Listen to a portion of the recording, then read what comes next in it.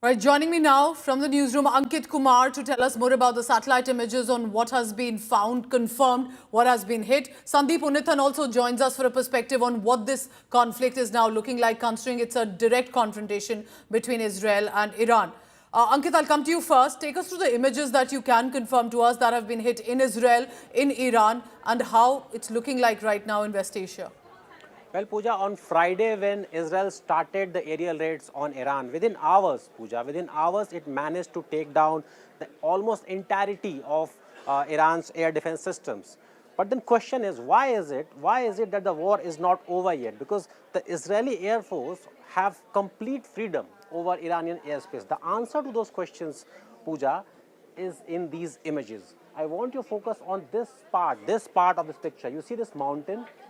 This is a missile facility. This is a missile facility at Kermanshah. This picture was taken earlier today, supplied to us by Maxit Technologies. Now, at the edge of this mountain on your screen is an entry. This is an entry gate to the missile facility. Now, the problem that Israel has been facing is, while it can bomb all these areas, you see, these parts have been destroyed. You see, these are destroyed buildings in Israeli Air Force's raids, but the problem that the Israel Air Force is facing is penetrating through these mountains, these underground missile facilities. That is the key problem IAF is facing. I want you to see another picture. This is a nuclear facility. Remember, the core question is not even missiles. The core question is the nuclear facilities. Now, all these auxiliary buildings, Pooja, they have suffered damages. They have suffered damages during Israeli raids. You see this building? This has suffered damages, but that is not the problem. The key question is this part, this underground facility. We will go back in time. This picture is 22 years old picture. 22 years ago, this is how this facility looked like. You see, it's not underground, but today it has gone underground. Now, I will show you one more thing in this picture. This was taken earlier today. After the bombings, what Iran has been doing, it is now doing the patchwork above the underground facilities. You see, these marks are created because of the heavy movement of trucks, and this soil, this new soil has been used to cover up those patches. So the problem that Israel, despite attaining complete dominance over Iranian airspace, that they are facing is how to penetrate through these dozens of underground facilities, which include nuclear facilities, which include missile facilities. Pooja. Very interesting. So there are possible nuclear facilities, military targets, oil refineries that have been hit as well, and pipelines that we are talking about that connects the corridor. Keep tracking all of this and more, Ankit, because this is definitely an escalation that since 2023 has emerged now. So you're looking at the visuals confirmed. There have been casualties on both sides. The number higher as Iran claims from their territory. However, as of now, it appears ballistic missiles and attacks and strikes happening on both countries, trying to intercept as best as possible, but it has hit different buildings. Amid all of this, as we look at these shocking visuals on your screen, new claims have come forth. This is very interesting, suggesting that Iran may be attempting to pull Pakistan into the West Asia crisis. How can Pakistan be dragged in this? Mohsen Razai, a senior member of Iran's National Security Council and a commander in the IRGC, is alleging that Pakistan had vowed in support to Iran that there could be a nuclear response if required against Israel if Iran was ever directly attacked. Now, the direct attack has happened. Will Pakistan come in with a nuclear response? Pakistan, under pressure, in many ways exposed for the kind of pledge it had appeared to have taken for Iran, has denied the claim. They are now saying that the world is fully aware of Israel's nuclear capabilities. Pakistan reiterating it does not want to pursue hegemonic policies against the neighbors. And in the past few days, all the Arab countries called and said, "We support you." Pakistan said if Israel wants to drop a nuclear bomb, we will drop a nuclear bomb on Israel. The feelings of Muslims in the region will be extremely high. The stronger we act, the more our people will act in solidarity with the armed forces. We will cross this pass.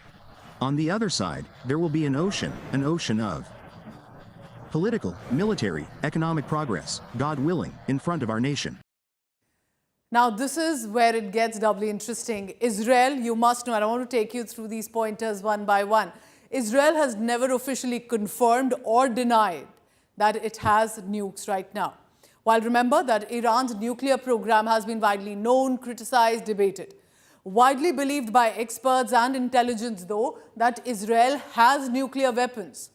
But the estimated arsenal, believed to be about 80 to 200 nuclear warheads, hasn't really been clear. Now, according to our sources and our research, nuclear program in Israel began in the 1950s and 1960s. But there's never been an official confirmation, and that lack of clarity brings to the fore of what can happen. Unlike India, Pakistan, where there are treaties that have been signed, there is a certain clarity on what kind of nuclear arsenal that is. So why would Israel not want to disclose the news? It is because, remember, there are treaties that are bound by very strict conditions. And that is where international sanctions also come in. Preserves alliances, gives you a diplomatic flexibility. It may deter the enemy also through a strategic ambiguity. These are psyops often. Israel may not have nukes and it may have enough to be able to completely destroy Iran. It prevents, though, sparking a regional nuclear arms race if that happens in the Middle East and West Asia. But also, this is important. Then it limits the intelligence access of your adversary. It keeps your capabilities hidden and the posture is adaptable. At this juncture, remember, Israel has been very good at intercepting other missiles and being able to keep its own secrecy for as long as it can last. Let me now bring into this telecast Sandeep Unnithan for the latest on that. Sandeep, this is where do you think it gets more dangerous as well, when there's this lack of clarity on nuclear arsenal while we have attempted attacks at the nuclear facilities in Iran by Israel that's happening. How do you look at this situation vis-a-vis the West Asia conflict? Well, Pooja, the fact is that Israel, as you mentioned, is believed to have acquired nuclear weapons capabilities somewhere in the 1960s. And it became the sixth country in the world to acquire nuclear weapons. Though it has never officially acknowledged the fact that it has nuclear weapons, it is, like India and Pakistan, it is not a signatory to the Non-Proliferation Treaty, the NPT, which prohibits states from weaponizing and creating nuclear weapons arsenals. Now, what is playing out, Pooja, right now in West Asia, this war between Israel and Iran, it's one of the most fascinating and bizarre conflicts in the history of conflicts. You have two countries here which are separated by over 1,000 kilometers. They don't share a geographical border. And they have been attacking each other relentlessly for over 4 days now, using cruise missiles, ballistic missiles, and fighter jets. Now, the point is that Iran has not had an air force of any significance for almost half a century. It literally got its last aircraft during the Shah of Iran almost 50 years ago. That's in 1979 or so. And it has offset this lack of an air force with a very powerful cruise missile and a ballistic missile fleet, and of course drones. It has also simultaneously begun a nuclear weapons program. Some believe it is a civilian program, but the fuel from the civilian plants is being enriched to nuclear capability to about 90% or so. And that is the red flag that the IAEA raised in May or 30th, when it said that Iran had begun enriching nuclear fuel over there to close to more than 80%. And that is when Israel unilaterally began striking at Iran because, as we've seen in the past, Israel, Pooja, is a very small country. It's just the size of Manipur. And for them, it's an existential crisis. If any of their neighbors, any of their Arab countries were to acquire nuclear weapons. So what they've been doing from the 1980s is to attack any Arab country in the region which is close to developing nuclear capabilities. In 1981, they struck at Osirak, which was a reactor that Saddam Hussein's Iraq had been building and trying to create nuclear weapons out of. They destroyed it. In 2007, they struck at Bashar al-Assad's reactor outside of Damascus, destroying it. There was plans for Pakistan's Kahuta reactor to be taken out by Israeli jets somewhere in the 1980s. That did not happen because India did not support that move. So here you have Iran close to acquiring nuclear weapons capability and threatening the existence of Israel for several years now. They have and one threatened can to see wipe that out Israel's Israel. operations and mission has been continuously with regard to Iran's nuclear program, to be able to halt it, stop it, to not have Yes. it be It's an encouraged. existential crisis Correct. for Israel, Pooja. Israel. The fact is that they will not allow Iran to acquire nuclear weapons because you have a leadership in Iran that has consistently threatened to wipe Israel off the map. Correct. And how do you do Blatantly. that? By using nuclear weapons. How So do you that see is the what they how do you have see the struck. Western nations here? I'm looking at United States of America, European nations, especially now that the G7 summit is set to begin. How do you look at perhaps that support coming in for Israel or against Iran? And I'm sure there will be Islamic nations that will want to come to support for Iran as well. Well, no Muslim nation, none of the GCC countries are coming to Iran's assistance. Iran is by itself, it is a Shia nation at the end of the day. The GCC countries do not like them very much. They have issued those statements, but possibly secretly they're delighted at what's going on right now. Iran being hammered by Israel. But the country to watch out for, Pooja, is the United States of America. Now, very interestingly, Trump first issued statements. Marco Rubio issued those statements a few days back, saying they had nothing to do with what was going on, and Israel has struck preemptively.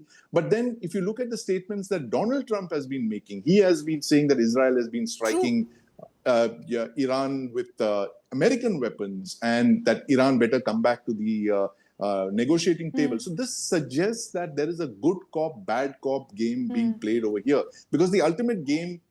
Ultimate aim of Donald Trump is to get Iran to the negotiating table and to keep them there and to sign a guarantee that they will not, create nuclear weapons. They will not manufacture That's been nuclear his weapons. focus.